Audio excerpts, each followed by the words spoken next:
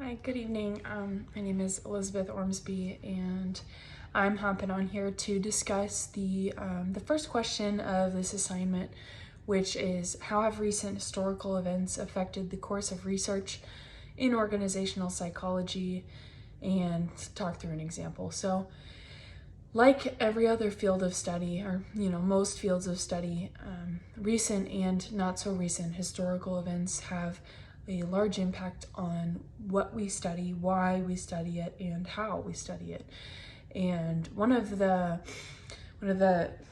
key events discussed within our textbook was the development of communication technology.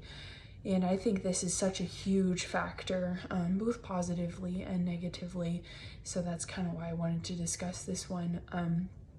So the positives that come of this are obviously simplified communication, expedited communication, and communication with people 24/7, no matter where they are in the world.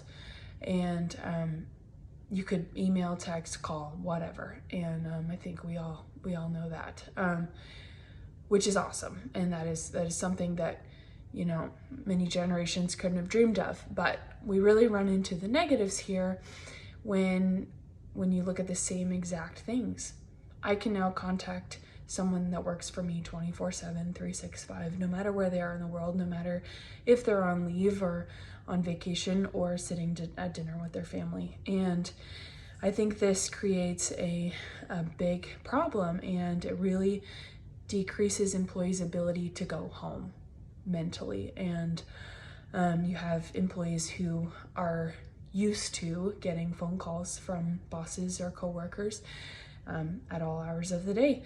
And I think that, personally, I believe that it is, the leadership mindset needs to be framed around what are the expectations that I have set for this individual, and am I asking for too much here? And is this really life or death that I give somebody a phone call at 9 p.m.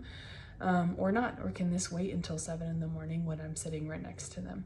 So I think that's really a policing of those supervisors, and understanding what are the expectations that we set as an organization in terms of communication with our employees, and how much do we care about work non-work balance. And the answer is that we should care a lot, because work non-work balance, a lack thereof, leads to increased turnover rates and decreased job satisfaction, and those are all expensive to companies.